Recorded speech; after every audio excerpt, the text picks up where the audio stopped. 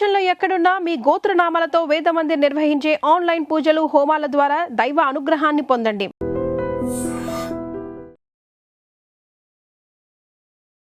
నమస్కారం, welcome to I dream. ధర్మ మార్గం విత్ విజిత కార్యక్రమానికి స్వాగతం.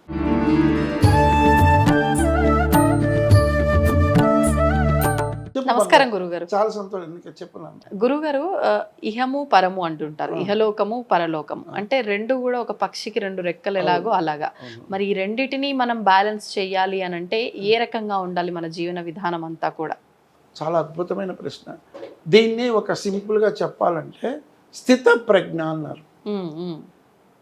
అంటే అన్నిటిలోనూ సమతుల్యమైన భావం కలగాలి. మీరు అడిగిన ప్రశ్నలో ఇహలోకానికి పరలోకానికి మనం రెండూ కూడా ఒక పక్షికి రెండు రెక్కల్లాగా సమతులంగా ఉన్నప్పుడే స్థితప్రజ్ఞగా మనము అన్నిటికీ ముందుకు వెళ్ళగలే ఉంటాం. అంటే దీనికి కారణం ఏంటి? మనసు ప్రధానం. ఈ మనసు అనేటువంటి ఒక పక్షి రెండు రెక్కల లాంటిది. ఇహలోకం అనేది ఐహికమైనటువంటి అరిషడ్ వర్గాలతో కూడినటువంటి ఇహలోక బంధం. రెండవ పక్క ఆముష్మికమైనటువంటి దైవిక మార్గం. ఈ రెండూ కూడా సమతుల్యంగా కావాలి అంటే కట్టుబాటే మానవ జీవిత దిద్దుబాటు. నిన్ను నీవు కంట్రోల్ చేసుకుంటే చాలు. ఇతరులు ఎవరు నిన్ను కంట్రోల్ చేయరు. వేరే వాళ్ళు ఎవరు నీ దగ్గరికి రారు. పెరుగుతుంది వయసు అని అనుకుంటావు, కానీ తరుగుతుంది ఆయువు అని అనుకోవు అని మహాకవి చెప్పాడు. కాబట్టి నీకు పెరిగే కొద్దీ నీ వయసు పెరుగుతుంది అనుకుంటావు, కానీ అది వయసు తరుగుతున్నది. ఒక మనిషికి ఆయుర్దాయం 120 సంవత్సరాలని జ్యోతిష్యరీత్యా ఇప్పుడు సరాసరి 60-70కే పోతున్నారంటే ఇప్పుడు మనం చేరుకునే వ్యవస్థలో ఈ అరిషడ్ వర్గాలకు లోనైపోయి సప్త వ్యసనాలకు లోనైపోయి మన జీవితంలో తీసేస్తే జీతం ఏ విధంగా లేకుండా పోతుందో మనమే నిన్ను నీవు నియంత్రించుకోవడమే అసలైన సిద్ధాంతం. అదే ఒక పక్షి రెండు రెక్కలతో గాలిలో బ్యాలెన్స్గా పోవడం బట్టి ఆ పక్షి గమ్యస్థానానికి చేరుతుంది.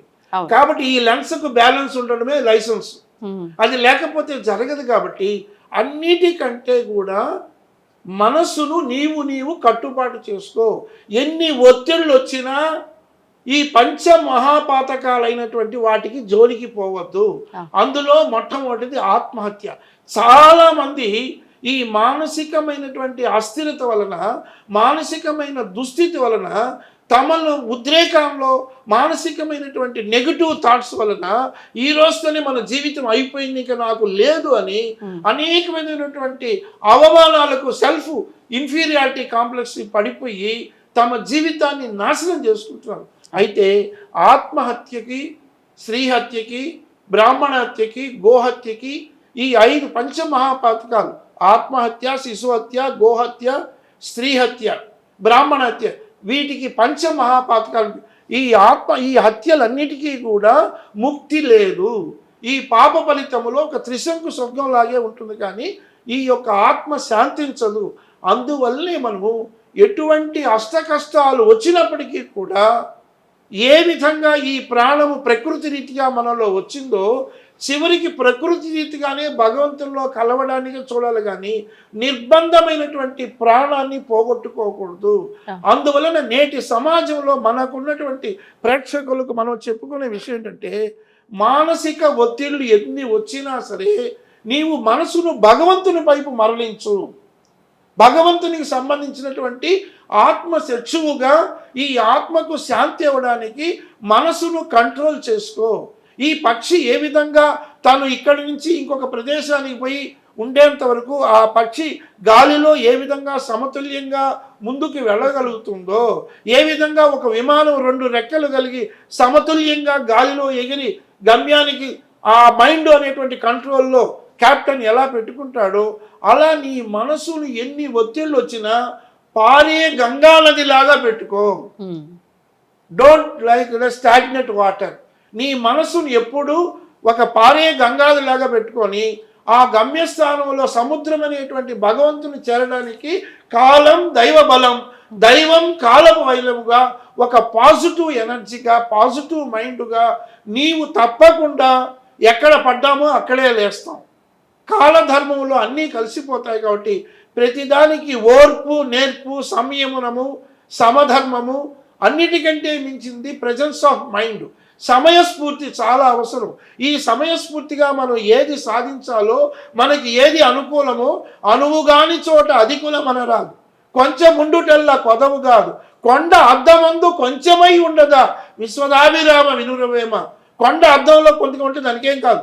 అలాగే మనం ఎదుటివాడు మా దూషణ భూషణ తిరస్కారములు శరీరమునకే కానీ మనసుకు లేవు అనే ఒక కట్టుబాటుతో నీవు భగవద్గీతలో కృష్ణ పరమాత్మ చెప్పిన 3 యోగాల్లో కర్మయోగము, జ్ఞానయోగము, భక్తి యోగములో సారాంశము నీవు కంట్రోల్ చేసుకొని నీవు చేయవలసిన పనికి కర్మణ్యే వాధికారస్య మా ఫలేషు కదాచన, ఫలితాన్ని ఆశించద్దు. నీ డ్యూటీ నీవు చేయని అర్జునునికి విషాద యోగం నుంచి 18 యోగాల్లో విశ్వరూప సందర్శనలో 11వ యోగంలో ఎలా చెప్పాడో కర్మణ్యే వాధికారస్య మా ఫలేషు కదాచన, నీ యొక్క డ్యూటీని చెయ్యి, ఫలితాన్ని ఆశించద్దు. ఆ విధంగా మనము ఎటువంటి విషయంలో మీరు అడిగిన ప్రశ్నలో సమతుల్యతగా ఉన్నప్పుడే ఇక్కడ ఏ విధమైనటువంటి సమతుల్యతో నీకున్న పరిచయమైన వ్యక్తులతో భగవంతుడే నాకు కలుపుతున్నాడు, ఈ వీరికి నేను నాకు చేతనైనంత వరకు మానసిక సహాయము చెయ్యాలి, దాన ధర్మాలు చేయాలి, నీకున్న సర్కుల్లో చేస్తే విశ్వమానవ సౌభాగ్యతో భగవంతుడు నీకు ఎవరెవరిని పరిచయం చేస్తాడో వారందరి గురించి కూడా విశ్వమానవ సౌభాగ్యంతో నీవు ప్రతి ఒక్కరి గురించి కూడా సర్వే జన సుఖినోభవంతుగా నువ్వు ప్రార్థన చేసి నీకున్న పరిమితిలో వారిని గూర్చి అనుకున్నప్పుడే ఈ అందరి ఆత్మలో ఉన్న పరమాత్మ నిన్ను ఒక మెట్టు పైకి తీసుకెళ్ళడానికి మార్గనిర్దేశం అవుతుంది. కాబట్టి ఏది ఏమైనా అన్నిటికీ స్థిత ప్రజ్ఞ కావాలి. ఓడలు బండ్లు అవుతాయి, బండ్లు ఓడలు అవుతాయి. కాబట్టి ఈ భారత ఇతివృత్తంలో మనం ధర్మరాజులు కథంతా పాండవులు కథ తెలుసుకున్నాం, కౌరవుల కథ తెలుసుకున్నాం. కాబట్టి ఏది ఏమైనా సమతుల్యత చాలా అవసరము. అందుకే మనం మధ్యలోకంలో ఉన్నాము. కాబట్టి మానవ లోకమే అటు 7 లోకాలకి 7 మధ్యలో ఉన్నాం. కాబట్టి అన్నిటికీ సమస్థితే ప్రధానము. స్వస్తి. ధన్యవాదాలు గురుగారు. And for more videos, Please subscribe to iDream channel. Subscribe to iDream Media. Please subscribe to iDream. Please subscribe to iDream. Please subscribe iDream. And please subscribe to iDream. For more videos, subscribe to iDream. please like, share and subscribe to the channel. Congratulations, iDream. Subscribe to iDream. Subscribe to iDream. So subscribe to iDream Media. iDream ki iDream team andarki huge congratulations. Please subscribe iDream Media. Please subscribe to iDream. Subscribe iDream. Please subscribe to iDream. iDream అంటే నా కళల ఛానల్ను subscribe చేసుకున్న నోరు తిరుగుతలేదు, మీరైతే గంట గుర్తు కొట్టండి. For more such videos, please subscribe to iDream.